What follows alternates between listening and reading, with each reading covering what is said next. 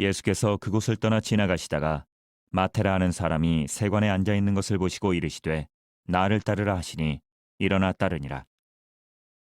예수께서 마태의 집에서 앉아 음식을 잡수실 때에 많은 세리와 죄인들이 와서 예수와 그의 제자들과 함께 앉았더니 바리새인들이 보고 그의 제자들에게 이르되 어찌하여 너희 선생은 세리와 죄인들과 함께 잡수시느냐. 예수께서 들으시고 이르시되 건강한 자에게는 의사가 쓸데없고 병든 자에게라야 쓸데있느니라. 너희는 가서 내가 긍휼을 원하고 죄사를 원하지 아니하노라 하신 뜻이 무엇인지 배우라. 나는 의인을 부르러 온 것이 아니요 죄인을 부르러 왔노라 하시니라.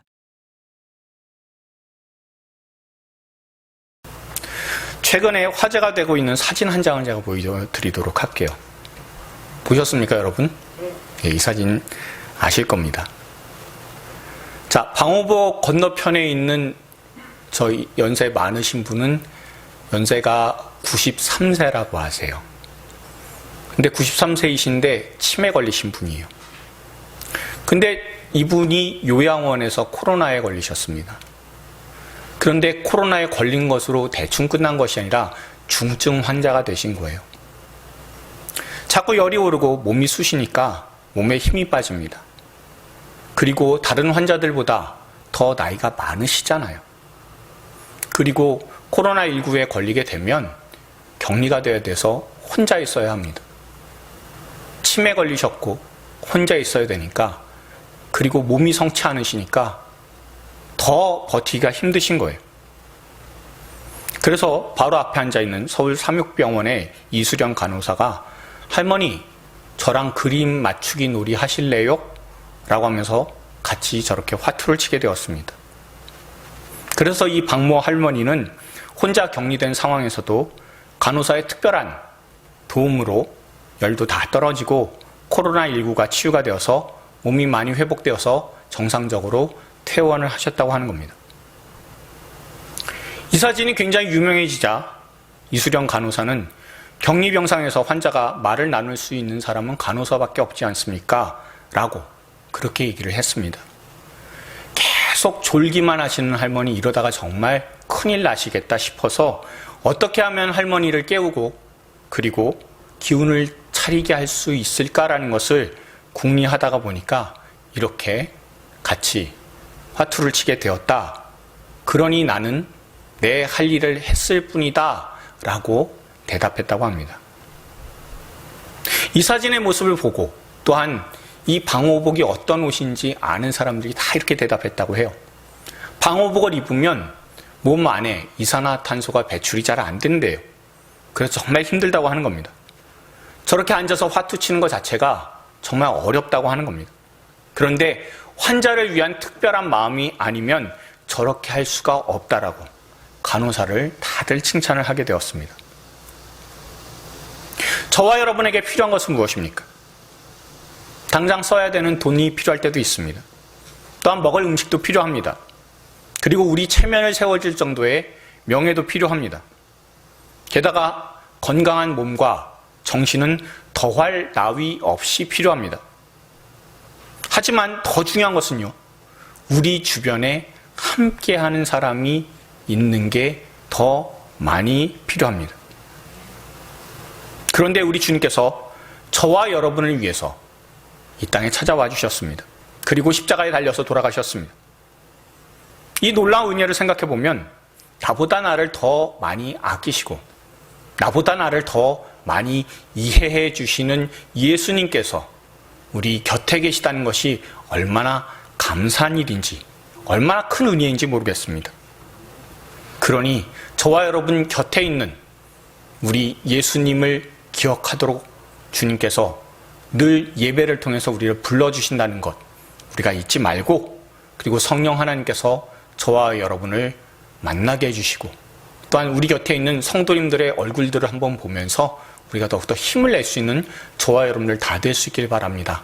그러니 우리가 마음을 담아서 한 번 더 인사할 수 있으면 좋겠습니다. 내 곁에 앉아주셔서 감사합니다. 네, 한 번만 더요. 내 곁에 앉아주신 당신께 하나님께서 큰 은혜 베풀어 주실 것입니다.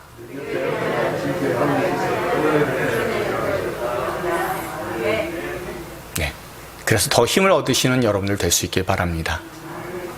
여러분, 저와 여러분을 외롭게 두지 아니하시고 늘 하나님 곁에 두신 예수님을 만났을 때, 그 예수님을 만났을 때 그때의 기억이 다 나십니까? 오늘 본문은요, 자신을 만나주신 예수님에 대해 언제나 기억할 수 있도록 기록을 한 사람의 이야기가 특별하게 등장을 하고 있습니다. 오늘 본문은 마태복음입니다. 그리고 마태와 마가와 누가복음은 예수님을 보는 관점이 비슷하다고 해서 공관복음이다 라고 하는 것은 여러분도 이미 상식으로 다 알고 계십니다. 특히 마태복음은요, 세리인 마태가 정말 조직적으로 예수님에 대해서 기록을 했습니다. 전에 우리가 마태복음에 대해서 한 꼭지 성경 공부든 주일 오후 성경 공부든 한번 다뤄본 적이 있어요. 여기 나와 있는 그런 내용처럼 이 5개의 설교가 중심입니다. 그리고 사이사이의 기적과 예수님에 대한 반응까지 기록이 체계적으로 되어 있는 책이 바로 이 마태복음입니다. 특히 8장, 9장, 그러니까 오늘 본문이 있는 8, 9장은 한 단락이라고 생각하시면 돼요. 거기에 주로 예수님의 10개의 기적을 모아놨습니다. 그렇기 때문에 기적 모음집이라는 별명이 있어요. 다시 한번 말씀드릴게요. 마태복음 저렇게 5개의 설교가 중심입니다. 그리고 그 사이사이에 기적들이나 또한 논쟁들 이런 내용들이 들어가 있어요.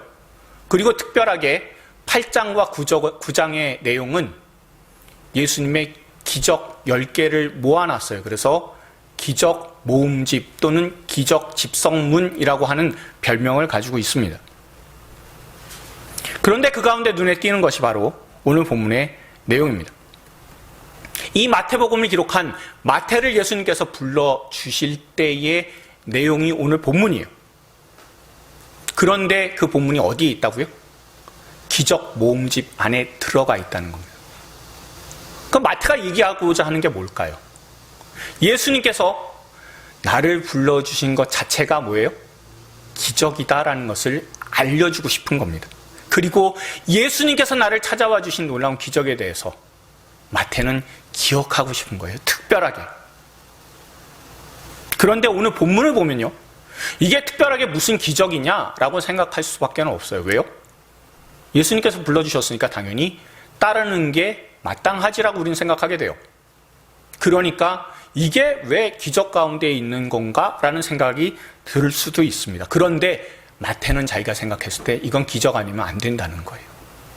그래서 이 기적 모아놓은 가운데 자기 자신을 불러주신 예수님에 대해서 너무나 감격스러워서 기록하고 있다는 것을 여러분들 생각하시면서 오늘 본문을 보실 수 있길 바랍니다.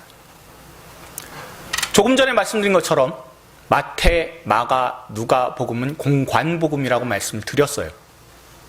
그리고 이 공관복음 안에는요, 마태를 부르신 예수님의 내용이 다 나오고 있어요. 그러니까 마태를 불러주신 예수님에 대해서, 그리고 예수님께서 마태를 불러주셨다는 사실이 이 전체 복음서에서 굉장히 중요하고 빠지지 말아야 된다는 것을 의미합니다.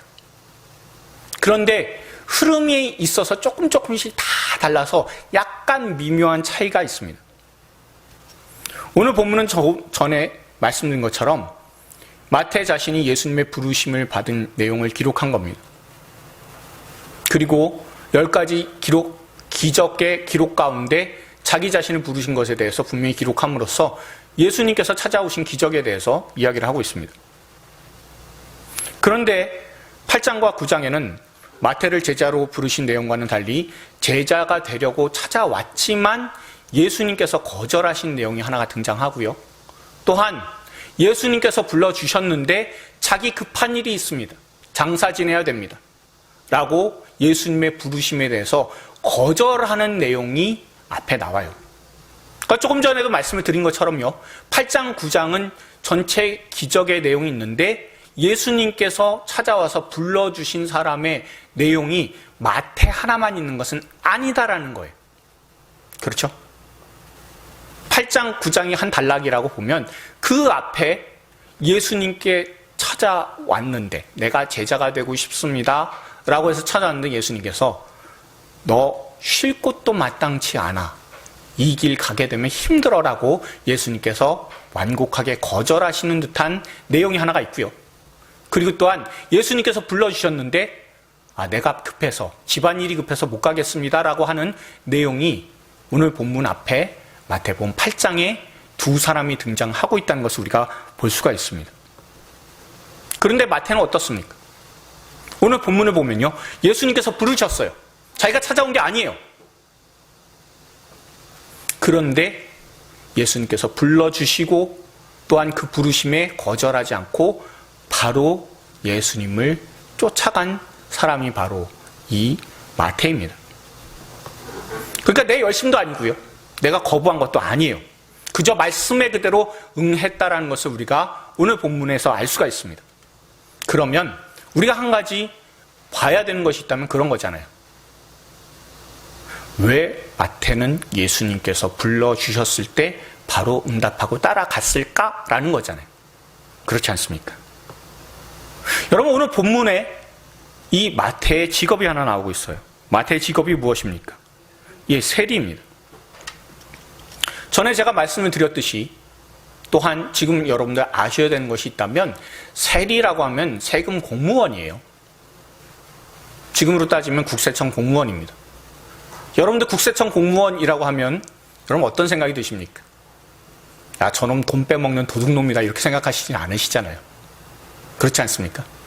열심히 노력해서 저 위치까지 간 사람이구나라고 우리가 생각을 하게 됩니다. 근데 로마 시절에는 좀 많이 달랐어요. 로마 시절에는요, 세금을 거둘 때 어떻게 거뒀냐 하면요, 로마 정부에서 지방에 있는 세리들한테, 세금 공무원들한테 공고를 해요. 입찰을 해요. 공개 입찰을 어떻게 하면 올해는 이 지역에서 우리가 1억 원의 세금을 거둘 것이다 라고 입찰을 하게 됩니다. 그렇게 되면 사람들이 다 써내잖아요. 써내서 세리들이 나는 내가 1억 1천만 원을 세금으로 내겠습니다. 내도록 제가 하겠습니다라고 하는 사람이 있고, 또 어떤 사람은 1억 2천을 써서 내요. 또 어떤 사람은 1억 3천을 써서 내요. 그러면 낙찰은 누가 될까요? 당연히 많이 써서 낸 1억 3천을 써낸 사람이 당첨이 되는 겁니다. 그리고요, 또 한 가지. 로마에서는 이 세리들한테 월급을 안 줘요. 그러면 자기가 내겠다고, 받아내겠다고 하는 세금에다가 자기 봉급이 거기에 계산이 돼야 되는 거예요. 그러면 백성들로부터 사실은 로마 정부는 얼마 거둬야 되는 거예요? 1억만 거두면 되는데 1억 3천 플러스 알파를 세상 사람들로부터, 유대인들로부터, 자기 동족으로부터 세금을 거두게 됩니다. 여러분, 그러면 유대인들이 이 세리에 대한 감정이 어떨까요? 정말 나쁘죠. 정말 인심이 사나울 겁니다. 1억 원만 거두면 되는데 1억 3천을 거두겠다. 그리고 자기 봉급도 거기서 빼겠다.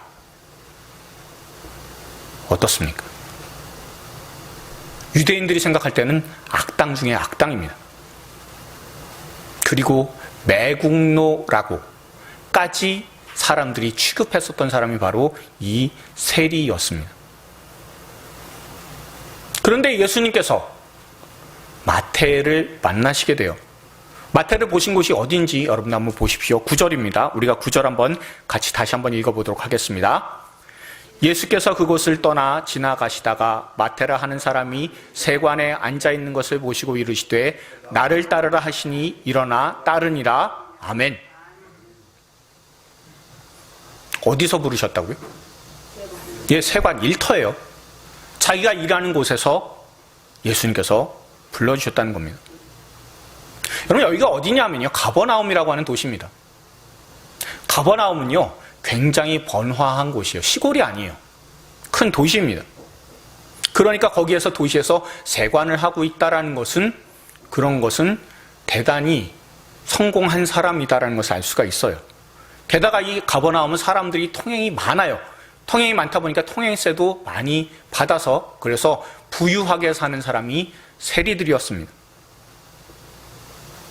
돈도 많이 벌고요. 자신이 원하는 만큼 수입을 거두면서 살아간 벌이가 괜찮은 사람이 바로 이 마태였습니다. 세상 사람들은 손가락질 해도 매국노다, 피를 빨아먹는, 동족의 피를 빨아먹는 아주 나쁜 놈이다 라고 사람들이 욕을 해도요, 그렇게 비난을 하고 사람들이 수근수근 대도 그래도 자기 자신의 그 빈 마음은 뭘로 채우면 돼요? 돈으로 채우면 되는 사람이 바로 이 마태였습니다. 제가 이전에 직장 생활을 할 때 한 1년 동안 야근을 계속해서 지속적으로 한 적이 있습니다. 야근하면서도 틈틈이 사람들과 어울리면서 늦게 끝나고도 꼭 한 잔씩 하고 가죠. 그게 예사였습니다. 보통 야근하면요, 야근하고 나서 빨리 집에 귀가를 하고 쉬어야 되는 게 정상이잖아요. 근데 그렇게 잘 안 해요. 같이 야근한 사람들끼리 어울려서 한 잔하고 갑니다. 그렇게 한 잔을 하게 되는 이유가 뭡니까? 그리고 그 다음날도 야근을 할 수 있는 힘이 뭐냐면 돈의 힘이에요. 그 돈의 힘이라는 걸 여러분들 잘 아실 겁니다. 제가 야근하면서도 그러면서도 그 끝까지 버틸 수 있었던 게, 예전에 저는 직장 생활 때 IMF를 경험을 한 적이 있어서 그렇습니다. IMF 혹독하게 당했을 때 그때에 한 6개월 동안 급여를 못 받아본 적이 있어요. 그래서 얼마나 그 월급을 받는다는 것이 간절한지를 알아요. 그래서 1년 동안 야근하는데 일이 있어서 감사하다, 아니면 내가 월급을 받을 수 있어서 감사하다라는 마음이 마음속에 항상 있었습니다. 그래서 줄기차게 야근을 하는 게 가능했었습니다. 그저 젊어서뿐만이 아닌 거예요. 그리고 그것으로 말미암아 제가 받게 되는 돈의 대가가 얼마나 소중한 것인지를 저는 깨달았습니다. 마태도 그런 돈의 힘이 얼마나 강한지를 알기 때문에 사람들이 아무리 자기를 매국노다, 나쁜 놈이다, 동족 생각은 안 하는 아주 철천지 원수다, 강도다, 이런 얘기를 계속해서 자신에게 한다는 것 잘 알고 있었습니다. 심지어는 반역자 소리까지 들었을 거예요. 그런데 그런 손가락질에는 얼마든지, 그래, 내가 돈 많이 벌면 돼, 내가 내년에 더 많이 걷어줄게 라고 생각하는 자세로 넘어갔을 겁니다. 그리고 일하는 세관에서의 이 마태의 위치를 여러분 한번 잘 보십시오. 여러분 오늘 보면 잘 보시면 여기에 9절에 앉아있다라는 표현이 있습니다. 그렇죠? 이 단어는 헬라어로 카테마이라고 하는 단어입니다.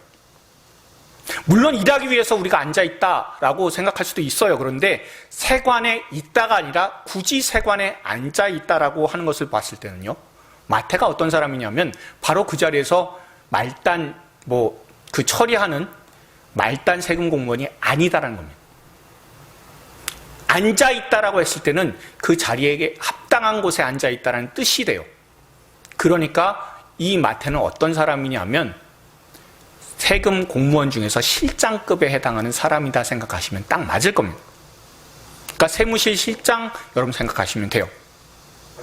지금으로 따지면 마태는 누구보다 돈을 많이 버는 사람입니다. 그리고 세무실장 정도면 매우 높은 위치에 있는 사람이에요. 그런데 돈을 많이 벌어도 사람들로부터 미워함을 받고 손가락질을 받습니다. 거기에 더해 더 많은 괴로움이 있을 수 있다는 생각이 들게 하는 것이 바로 이 세리 마태의 본명이에요. 마태의 본명이 무엇입니까? 레위입니다. 레위 지파 출신이어서 레위라는 이름이 붙은 건지, 아니면 그 아버지 알페오가 하나님을 잘 섬기는 사람의 되라는 의미에서 레위라는 이름을 붙였는지 알 수는 없어요. 그렇지만 직업 자체는 유대인들이 참 싫어하고 미워하는, 증오하는 세리다라는 것은 우리가 알아요. 자신이 본래 레위 지파이기 때문에 제대로 하나님을 잘 섬기지 못해서 이 아들만큼은 하나님을 좀 잘 섬겼으면 좋겠다라는 마음을 담아서 알페오라는 아버지가 이 아들에게 레위라는 이름을 붙였을 수가 있습니다. 아무튼 세금 공무원으로는 특별한 이름을 가진 사람이 바로 이 세리 마태입니다. 그런데 세상 살아가면서 성공한다는 게 쉽지 않잖아요. 특히 로마 시대 때는 정말 어렵습니다. 레위는 분명, 마태는 분명 머리가 비상했을 거예요. 얼마나 비상하고 똑똑한 사람인지 마태복음 전체를 이렇게 기록을 할 때 굉장히 구조적으로 따박따박 이렇게 잘 써본 거 보면은 얼마나 마태가 성격이 치밀하고 똑똑한 사람인지 우리가 알 수가 있습니다. 집안이 형편이 안 좋았을 수가 있습니다. 그러면서 자기 자신의 앞길을 개척하는데 굉장히 힘이 들었을 수도 있어요. 누구는 부모 잘 만나서 잘 사는 사람들도 있는데 능력이 있어도 집안의 형편이 따라주지 않아서 자신의 거룩한 레위라는 이름을 버리고 세금 공무원이 되기로 마음먹은, 다시 말하면 레위라는 거룩한 하나님의 이름을 버리고 마태라는 이름을 쓰기로 결정한 사람이 이 레위, 마태가 아닐까 생각합니다. 하나님을 거룩히 섬기는 레위 지파, 하나님과 연합하는 특별한 사람이라는 그런 레위의 이름 뜻이요, 마태에게 있어서는 그게 나한테 지금 현재 갖다 주는 유익이 뭔데? 내가 다른 사람한테 손가락질 받아도 나는 꼭 성공하고 말 거야. 내 이름을 레위라고 사람들이 부르면서 나를 손가락질 한다 하더라도 나는 괜찮아. 오늘은 내가 비난받지만 내일은 반드시 꼭 성공하고 말 거야 라고 정말 자기 자신을 독하게 채찍질하면서 이 세금 공무원 실장의 위치까지 온 사람, 그리고 나중에는 나도 세리장이 돼야 되겠다라고 그렇게 마음을 먹은 사람이 아마도 이 레위였을 겁니다. 여러분, 이런 삶의 자세를 가진 사람이 예전에 우리가 한번 묵상한 적이 있죠. 누구입니까? 네, 삭개오입니다. 삭개오는 실장 정도가 아니라 국세청장 정도급이라고 말씀을 드렸어요. 굉장히 높은 위치에 있는 사람입니다. 그런데 자기 동족인 유대인들로부터는 멸시를 받았습니다. 실제로 로마인들은 세리장에 대해서 굉장히 인정하고 존중해줬다고 해요. 그렇지만 유독 유대인들만 로마의 개라고 그렇게 부를 정도로 굉장히 미워했었던 사람이 바로 세리장입니다. 그러니 삭개오는 어떤 마음을 가졌을까요? 늘 생각할 때 오늘은 내가 욕먹어도 내일은 더 많이 성공할 거야. 내가 오늘은 사람들로부터 손가락질 받아도 나는 더 훌륭하게 이 모든 일들을 잘 감당해서 그래서 사람들로부터 나중에는 인정받게 될 거야 라고 생각했었던 사람이 바로 세리장 삭개오였습니다. 근데 그 삭개오에게 예수님께서 찾아가셔서 하신 말씀을 여러분들 잘 보십시오. 가장 강조가 되는 말씀, 제가 전에도 한번 말씀드린 적이 있는데 이 말씀들이었습니다. 오늘 너희 집에 유하여야 하겠다. 오늘 구원이 이 집에 이르렀다 라는 거예요. 늘 내일만 보고 살았는데요, 예수님은 오늘이라고, 오늘 너에게 은혜가 임했다라고, 오늘 내가 너에게 찾아왔다라고 선언해 주셔서, 그래서 내일에 속고 있었던 삭개오를 하나님의 은혜로 불러내신 그런 놀라운 사랑이 우리가 이 말씀을 통해서도 알 수가 있습니다. 여러분, 마태는 어땠을까요? 마태도 똑같지 않았을까요? 나도 내일은 더 잘 살 거야. 나도 내일은 더 성공할 거야. 라고 마음과 힘을 다해서 자신에게 주어진 세리라는 일을 열심히 했었을 겁니다. 그렇게 오늘은 없고 내일만 있는 레위에게 나타나신 분이 바로 예수님이십니다. 여러분, 예수님께서 이 마태에게 오실 때, 레위에게 오실 때, 그때에 바로 직전에 무슨 일이 있었는지 여러분들 보시면 어떤 내용이냐면 중풍병자를 고치신 내용이 있어요. 그렇죠? 그 중풍병자를 친구들이 매구 찾아올 정도로 몸이 굳은 사람이에요. 사람들은 생각했을 겁니다. 그 중풍병자 보면서, 야, 얼마나 죄가 많으면 하나님으로부터 벌을 받아서 저렇게 몸이 다 굳어지고 비틀어지냐 라고 사람들이 생각을 했을 겁니다. 그런데 예수님 어떻습니까? 그 사람에게 나아라 깨끗해져라가 아니라 내 죄가 사하여졌다라고 그렇게 분명히 선언해 주셨습니다. 그렇게 고치셨어요. 그런데 예수님께서 지금 세리인 마태를 찾아오신 겁니다. 그럼 마태는 어떤 사람입니까? 겉은 멀쩡해요. 사지 멀쩡한 사람입니다. 그런데 속이 굳어버린 사람이에요. 속이 말라 비틀어져서 그 속사람이 아무것도 못하는 사람이 있습니다. 더 나은 내일을 위해서 겉으로는 돈이라는 가치를 더 크게 여기는 사람입니다. 그리고 성공하면 사람들로부터 비난받아도 괜찮다고, 나중에는 그 비난도 다 사라지게 될 거라고 그렇게 생각한 사람이 레위입니다. 그런데 그 속은 어땠을까요?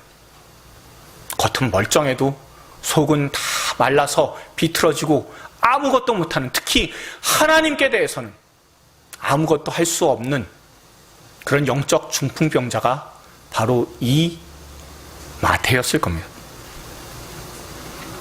저도 한때 직장 생활을 하면서 가진 꿈이 있었습니다. 내가 젊어서는 얼마든지 고생할 수 있다고. 속된 말로 내가 개처럼 벌어서 정승처럼 쓰겠다고 그렇게 생각을 했었습니다.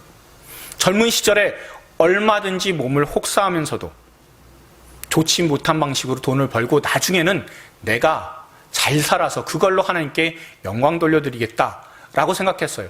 제가 전에도 말씀드렸죠. 40대 후반에 가게 하나 갖고 싶다고. 어떤 가게인지 제가 말씀드렸습니다. 모르시는 분이 있어서 말씀 다시 한번 드릴게요.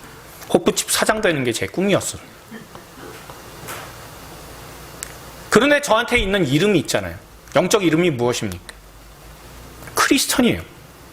예수님의 사람입니다. 그런데 세상에 조금이라도 일찍 성공하기 위해서 4학년 때 모든 수업을 야간으로 돌려버리고 주간에는 취업을 하게 되었습니다. 직장 생활하면서 정직하게 돈을 벌기보다는 편법으로 돈을 버는 방식을 선택을 했습니다. 거래처에 상납을 해야 되는 그런 상황이 발생을 해요. 누가 갈까라고 하면 제가 나서서 갔어요. 왜요? 이때 사람이라도 좀 잘 많이 알아둬야 나중에 내 장사할 때 도움이 될 것 같아서 그랬습니다. 그러다가 마음이, 그 생각이, 그 감정이, 영혼이 허전하게 되면요, 그것을 유흥으로 달랬습니다. 속사람은 굉장히 비틀리고 병이 들었습니다. 그리고는 주일에 하나님께 나가서 기도했습니다. 하나님, 제가 그저께 기독교인답지 못한 행동을 이해해 주시길 바랍니다. 나중에 제가요, 돈 많이 벌어서 11조 많이 할게요. 이것은 제가 분명히 하나님께 약속드립니다라고 하나님 앞에 기도했었던 사람이 바로 접니다. 그렇기 때문에 주일은 무슨 수를 써서라도 지키려고 노력을 했죠. 그리고 어떻게 해서든지 열심히 성가대 봉사하고 어떻게 해서든지 주일학교 교사 봉사하는 것, 그것이 바로 제게 있어서 위안이었습니다. 근데 그걸로는 내 죄를 덮을 수가 없잖아요. 심각하게 저는 이미 타락을 하고 있는데 저는 그저 내 마음에 보상받고 싶어서 그래서 그런 행동을 했을 뿐입니다. 그런데 그 타락의 길을 막아서신 분이 바로 우리 주 예수님이셨습니다. 그리고는 타락과 죄인의 길에서 저를 불러주셔서 결국에는 목사 만들어주셨잖아요. 제가 전에도 말씀드린 것처럼 많은 분들, 대략 98%의 우리나라에 계신 목사님들은 주님께서 주신 소명 때문에 주님을 위해서 열심히 살겠다는 그런 마음을 가지고 열심히 특심해서 그래서 이 길을 걸어가십니다. 근데 저는 달라요. 한 2% 되는 분들 가운데 저 같은 사람이 주님께서 보셨을 때 목사 안 만들어 놓으면 제대로 예수 못 믿을 사람이기 때문에 불러주시는 사람이 있습니다. 그 중에 한 사람이 바로 접니다. 제가 지어야 될 그런 모든 죄악을 다 막아주시고 그리고 그 죄악을 더 이상 짓지 않도록 주님께서 저를 은혜로 불러주셨습니다. 여러분, 레위는 어떻습니까? 마태는 어떻습니까? 주님께서 그 죄악을 막으셨잖아요. 세관으로 예수님께서 찾아가셨습니다. 사람들한테 이미 유명 인사나 다름없는 예수님이 세관에 들어갔을 때 사람들 웅성거렸을 겁니다. 저분이 바로 그 유명하시고 대단하신 예수님이시라고. 저분이 바로 많은 사람들의 병을 고치시는 분이시라고. 그리고 하나님의 말씀을 신실하게 전하시는 분이시라고. 그런데 왜 이 세관에는 왜 왔지라고 생각했을 겁니다. 오늘은 내가 사람들로부터 손가락질 받아도 내일은 잘 살 거야, 성공할 거야, 위대하게 될 거야 라고 늘 마음에 결단을 하면서 사는 레위였는데, 그리고 또한 내일이 되면, 미래가 되면 정말 그렇게 잘 살게 될 거다라는 보장이 없는 내일의 헛된 소망에 속고 사는 사람이 마태였는데, 하나님께서는 이 마태를, 레위를 찾아가셨습니다. 그리고 그 레위라는 이름, 그 이름이 절대 더럽혀지지 않도록 그 죄악의 길에서 막아서셨습니다. 그리고 하신 한마디가 무엇입니까? 나를 따르라라는 거잖아요. 여러분, 나를 따르라라는 말은요, 아꼴루테모이라고 하는 말입니다. 이 말의 뉘앙스를 조금 더 살리면 이런 뜻이에요. 나를 위해서 뒤따라줘라 라는 말씀입니다. 다시 말하면 무슨 뜻입니까? 지금까지 널 위해서 열심히 살면서 죄를 지었다면 이제는 나를 위해서 살면서 그 죄에서 벗어나 주지 않겠니라고 주님께서는 불러주시는 겁니다. 너를 위해서 너 스스로 네 삶을 개척하면서 사는 것 얼마나 힘들었냐고. 그런데 죄 짓는 인생 살지 않았냐고. 그러니 이제는 나를 뒤따르며 생명의 길을 가져. 더 이상 죄악의 길은 안 된다고 주님께서 막아서 주시는 겁니다. 당시의 사람들이 누구라도 레위라는 사람에게, 이 마태라는 사람에게 넌 하나님이 버린 매국노야 라고 손가락질만 할 줄 알았지. 아무도 하나님을 위해서 사십시오. 이제 하나님을 위해서 살면 좋겠습니다. 하나님을 위해서 당신 살 수 있습니다 라고 말을 해준 사람은 아무도 없었습니다.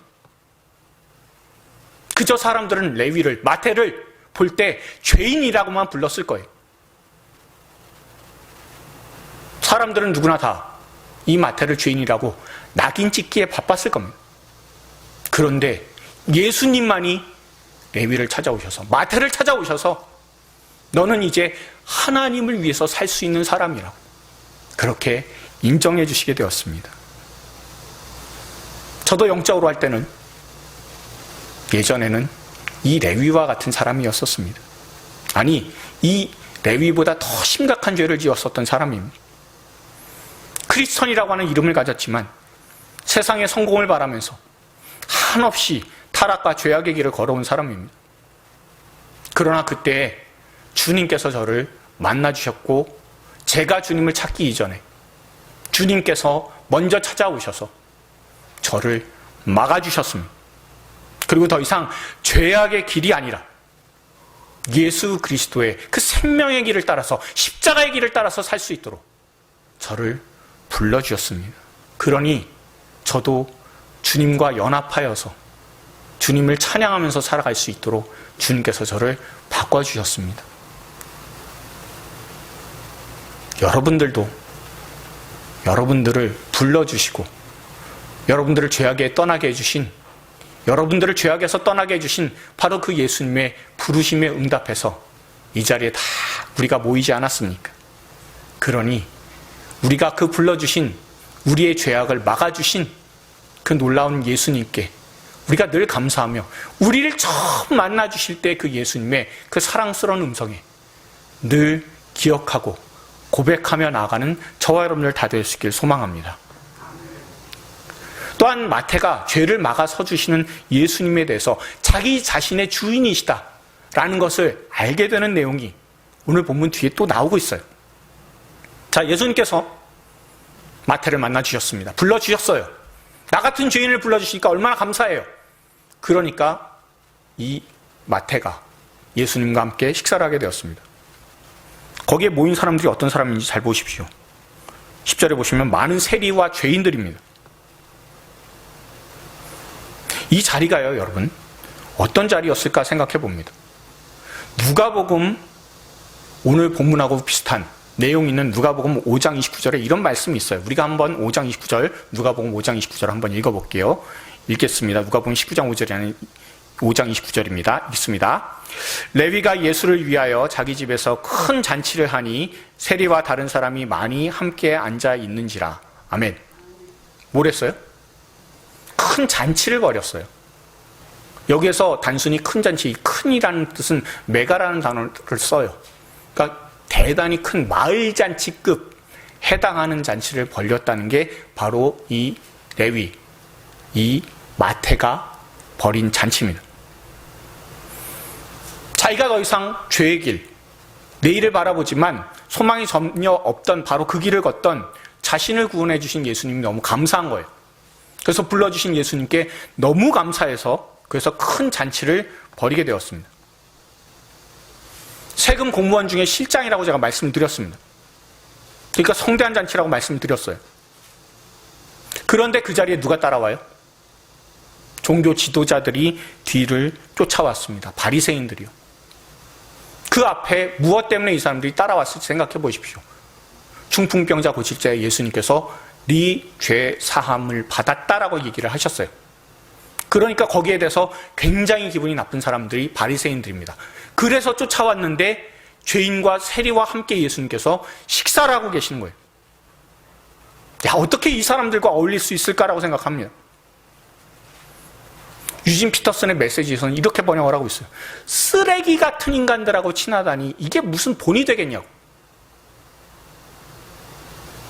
예수님에 대해서 신랄하게 비판을 했습니다.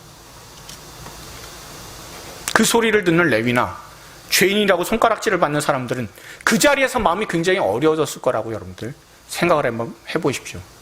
분명히 예수님께서 찾아오셨어요. 나를 좇으라 해서 그것 때문에 잔치가 벌어졌어요. 그리고 예수님께서 죄인과 세리를 함께 드시는 것, 함께 식사하는 것에 대해서, 함께 잔치하는 것에 대해서 전혀 거리낌 없이 같이 어울려 주셨어요. 그렇게 좋은 예수님하고 있는데 세상 평판은 안 변해요. 뭐라고 얘기합니까? 이 죄인들하고 어떻게, 이 쓰레기 같은 사람들하고 어떻게 어울려서 식사할 수 있냐고. 예수님에 대해서 비난하는 것이기도 하지만 이 말을 들었을 때 그 자리에 앉아 있었던 세리, 특히 마태는 마음이 어땠을까요? 아, 내가 예수님을 쫓아온다 할지라도, 예수님이 나를 알아주신다 할지라도 세상은 나에 대한 평판이 변하지 않는구나 라는 그런 생각에 큰 좌절감에 빠지지 않았을까요? 그런데 우리 주님께서 레위와 잔치자리에 함께 하시면서 하신 유명한 말씀이 무엇입니까? 우리 12절에 있는 말씀입니다. 우리 12절 말씀 같이 한번 읽어보도록 하겠습니다. 예수께서 들으시고 이르시되 건강한 자에게는 의사가 쓸데없고 병든 자에게라야 쓸데있느니라. 아멘. 이 말씀 우리가 잘 알고 있어요. 의사는 병든 자에게 쓸데있다고. 그러니까 예수님은 죄인을 위해서 오셨다라는 거죠. 그러니까 그 뒤에 나오는 내용들이 마가복음하고 누가복음 이렇게 되어 있습니다. 예수께서 들으시고 그들에게 이르시되 건강한 자에게는 의사가 쓸데없고 병든 자에게야 쓸데있느니라. 나는 의인을 부르러 온 것이 아니요 죄인을 부르러 왔노라 하시니라. 예수께서 대답하여 이르시되 건강한 자에게는 의사가 쓸데없고 병든 자에게라야 쓸데있나니 내가 의인을 부르러 온 것이 아니요 죄인을 불러 회개시키러 왔노라. 아멘. 그러니까 마가복음하고 누가복음은 기록상 차이가 크게 나지 않아요. 그렇죠? 그런데 오늘 본문 마태복음 조금 특별한 내용이 등장하고 있습니다. 여러분 오늘 본문 13절 한번 우리가 다시 한번 읽어볼까요? 읽습니다. 너희는 가서 내가 긍휼을 원하고 제사를 원하지 아니하노라 하신 뜻이 무엇인지 배우라. 나는 의인을 부르러 온 것이 아니요 죄인을 부르러 왔노라 하시니라. 아멘. 특별한 게 하나 더 있죠. 내가 긍휼을 원하고 제사를 원하지 않노라라는 말씀이 들어가 있습니다. 여러분, 만약에요, 예수님께서 오늘 이 자리에 오셔서 여러분들이 싫어하고 미워하는 죄인들하고 식사를 예수님께서 함께 하시고 계신다는 것을 여러분들 보시게 된다면 저와 여러분은 어떻게 반응할까요? 그런 예수님을 우리가 인정을 하게 될까요? 아니면 예수님, 제가 당신께 실망했습니다 라고 반응을 하게 될까요? 여러분들은 어떻게 반응하실지 몰라도 저는 아마 예수님 그렇게 하시다니 저는 예수님 참 실망합니다 라고 반응했을 가능성이 저는 굉장히 높습니다. 그리고 그렇게 비난할 때 예수님과 함께 있는 죄인들은 어떻게 반응하게 됐을까요? 죄인들이 결국 예수님의 원수가 되어서 정말 심각한 죄를 짓는 비극이 더 나타나게 되지 않았을까요? 주님께서 왜 죄인들과 어울리셨을까요? 단 하나 아닙니까? 나는 그들의 편이라고. 예수님께서 이 세리와 죄인들과 함께 어울리신 이유는 딱 하나입니다. 나는 이들의 편이다라는 것 아닙니까? 나는 죄인들의 편이라고. 죄인들은 아픈 사람들이고 하나님을 아는 감각이 무뎌지고 병들어서 하나님 모르고 살지 않냐고. 그렇지만 너네들은 그런 사람들을 향해서 손가락질하고 이 사람들을 절대로 긍휼히 불쌍히 여기지 않는다고. 하지만 다른 사람들은 다 불쌍히 여기지 않아도, 긍휼히 여기지 않아도 나는 긍휼히 여기기 위해서 이 사람들을 위해서 이 자리에서 함께 식사한다라고 예수님께서는 말씀하시는 겁니다. 예수님께서 이 죄인들과 함께 식사하신 것은 죄인들을 안타깝게 여기셔서 함께 식사해 주심으로 세상이 하지 못한 편을 들어주셔서 그 마음을 위로해 주시는 겁니다. 그러니 이 말이 마태한테 가장 깊숙이 자리 잡았을 겁니다. 마태복음에 특별하게 기록할 정도로요. 여러분, 성경에는 나오지 않지만요, 예수님께서 승천하시고 성령께서 이 땅에 오셨습니다. 그리고 성령께서 오셔서 이 땅에 교회를 만들어 주셨습니다. 그리고 많은 제자들이 모이게 되었고 예루살렘 중심으로 해서 부흥하게 되었을 때 교회의 재정이 굉장히 많이 필요했다고 해요. 그때 자신이 그동안 쌓은 재물을 주님의 몸된 교회를 위해서 다 사용을 하고 나중에 예루살렘에 박해가 나서 그래서 제자들이 뿔뿔이 흩어졌을 때 그 사람 한 명 한 명에게 일일이 다 선교, 헌금을 보낸 사람이 바로 이 마태라는 사람이랍니다. 그리고요, 그 비용이 마태한테서 나왔을지 베드로도 몰랐다고 할 정도로 그렇게 자신의 재물을 주님을 위해서 사용했다고 해요. 자신을 불러주시고 죄인의 편이 되어주신 예수님에 너무 감사해서 구제할 때 오른손이 하는 일을 왼손이 모르게 하라라는 그 예수님의 마음이 자기에게 더 깊이 다가오고 긍휼히 불쌍히 여겨주신 예수님의 그 모습이 끝까지 그 마음속에 남아있었기 때문에 그 말씀대로 실천하면서 살다가 나중에 에티오피아라는 곳에 가서 거기에서 칼에 찔려서 순교하게 되는 사람이 바로 이 마태라고 합니다. 다른 사람들이 모두 죄인이라 손가락질하는 마태에게 찾아오신 주님이 저와 여러분에게 찾아와 주셨습니다.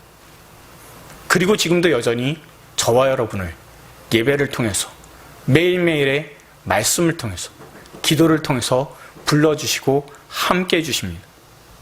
그리고 마태에게 말씀하신 것처럼 나를 따르라, 날 위해 살아가라. 아무리 노력해도 가망이 없고 그 누구도 인정하지 않는 너를 위해서 내가 찾아왔노라. 그리고 네 편이 되기 위해서 내가 십자가를 졌노라고 하신 예수님의 그 놀라운 그 사랑과 은혜를 우리가 늘 기억할 수 있는 저와 여러분들 다 되시길 바랍니다. 늘 우리는 우리 스스로에 대해서 실망하게 될 때가 많이 있습니다. 그리고 크리스천이라고 하는 그 이름에 걸맞지 못한 그런 삶을 살아갈 때 우리는 낙심하게도 돼요. 좌절하게도 됩니다. 그러나 끝까지 예수님께서는 저와 여러분을 사랑하신다는 것을 기억하실 수 있길 바랍니다. 말씀을 맺습니다. 주님께서 저와 여러분을 만나주실 그 처음에 그때를 기억하고 계십니까? 처음으로 주님께서 저와 여러분을 만나 주셨을 때 그때의 감격을 다시 한번 되살려 보실 수 있길 바랍니다.